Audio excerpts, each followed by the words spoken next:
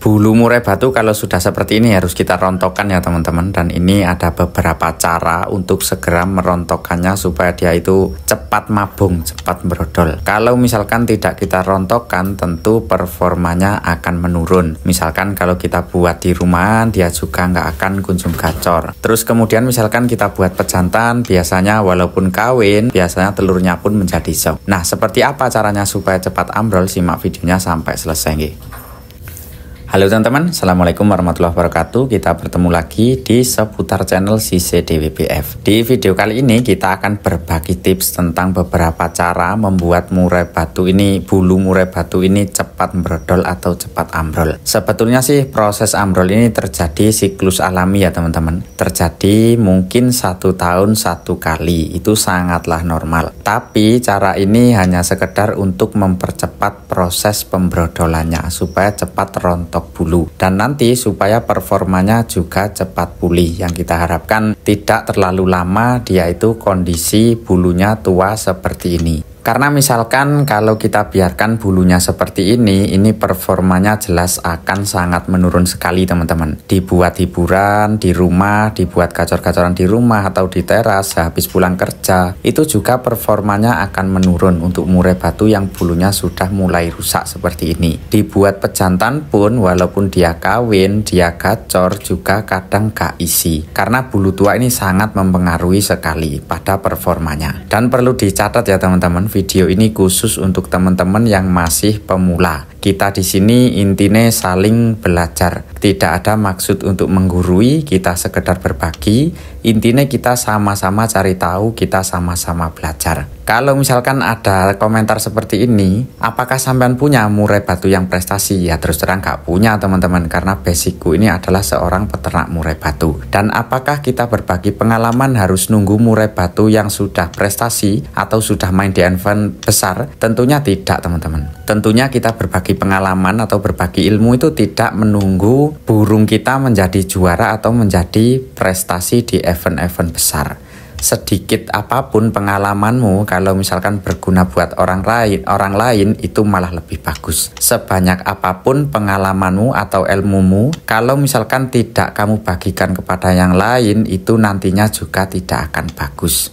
Oke teman-teman, kita akan lanjut nih tentang merawat murai batu yang bulunya sudah tua seperti ini supaya cepat brodol. Ini ada 3 cara teman-teman. Pertama dari pakan. Kita bisa memberikan pakan seperti ini, EF dan juga FUR setiap hari, seperti ini. Nah, caranya teman-teman dalam kita pemberian FUR atau EF ini kan nanti kita buat selang-seling. Kita harus meneliti kesehatan dia melalui kotorannya. Jadi dalam proses apapun, entah itu proses membrodolkan bulu, menaikkan birahi, ataupun merawat burung jenis apapun, yang penting kita itu tahu di fisik, di kesehatannya. Karena nanti proses ini tanpa kesehatan itu tidak akan berhasil. Kalau burungnya tidak sehat, kita proses seperti apapun nggak akan berhasil. Kita pertama-tama dari pakan teman-teman. Pakan ini setiap hari kita selang-seling. Misalkan hari ini, di hari sekarang kita kasih full FUR. 1 hari penuh kita kasih FUR. Hanya FUR saja, tanpa EF. Terus kemudian FUR ini juga burungnya tentunya juga harus kita teliti apakah burung itu sudah makan FUR total atau belum. Kalau misalkan seperti murai muda hutan yang belum makan FUR atau biasanya makan EF, kok kita berikan FUR seperti ini, ya tentunya nanti akan sakit. Jadi kita jangan sampai keliru ya teman-teman. Kita harus teliti bahwa burung itu sudah makan FUR total. Misalkan hari ini kita kasih full EF. Nah, kemarin kita kasih full dengan FUR. Terus kemudian sekarang hari ini kita kasih full EF.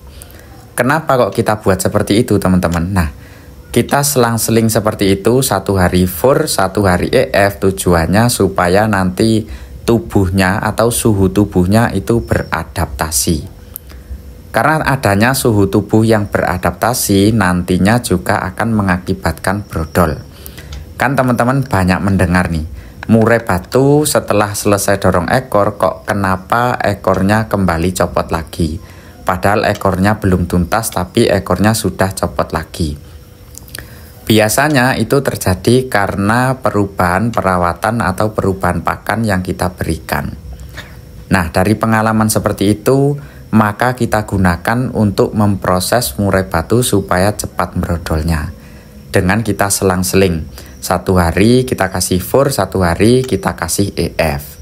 Supaya nanti suhu tubuh setelah beradaptasi, tubuhnya merasa beradaptasi setiap hari, beradaptasi dengan FUR, terus kemudian beradaptasi dengan EF, nantinya akan menyebabkan bulunya ini brodol. Dan untuk FUR-nya FUR apa? Untuk FUR ini sesuaikan dengan FUR kesukaan si burung teman-teman. Kalau misalkan burungnya suka FUR A, ya berikan FUR A. Kalau misalkan suka FUR B, ya berikan FUR B.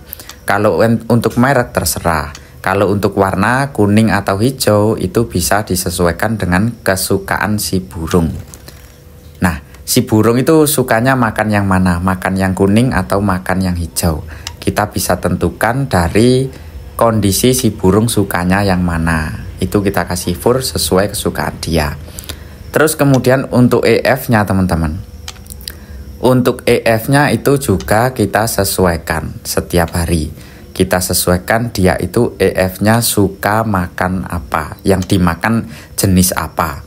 Misalkan jangkrik, ya kita buat selang-seling itu jangkrik EF-nya. Kalau misalkan suka ulat, ya kita kasih EF-nya dengan ulat. Kalau misalkan kerutu, ya kita kasih dengan kerutu. Jadi kita bisa menyesuaikan dengan kesukaan si burung tersebut. Untuk perawatan harian apa perlu dijemur teman-teman? Kalau menurut saya itu enggak. Jadi kita hindari dulu perawatan itu.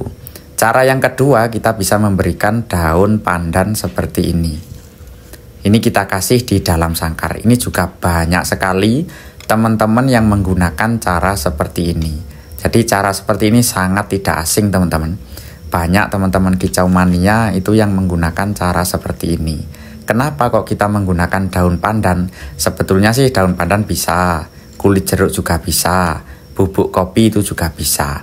Itu aromanya ketika dikerodong, aromanya ini akan meluap. Bulu murai batu itu akan cepat ambrol dengan adanya aroma pandan yang kita berikan tersebut. Jadi ini bisa dipakai teman-teman.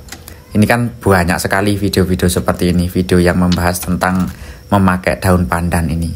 Jadi cara ini sangat ampuh sekali teman-teman. Dengan menggunakan tadi kita oplos selang-seling melalui pakan, juga kita kasih daun pandan. Jadi 2 cara itu untuk merontokkan bulu murai batu, daun pandan dan juga penyetresan melalui pakan.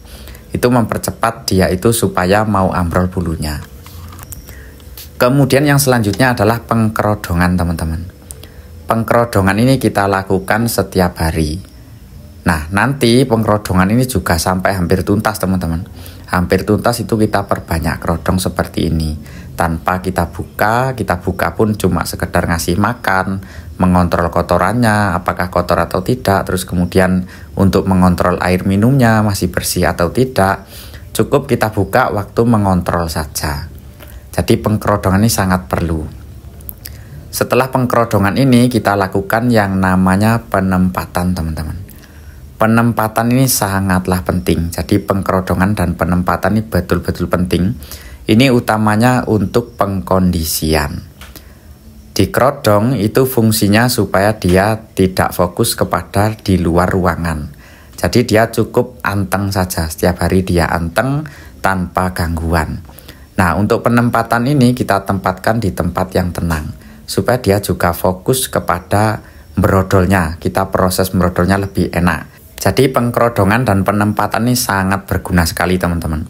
Ini tanpa kita rawat harian seperti mandi, seperti jemur itu tidak kita berikan supaya dia fokus di perontokan bulunya.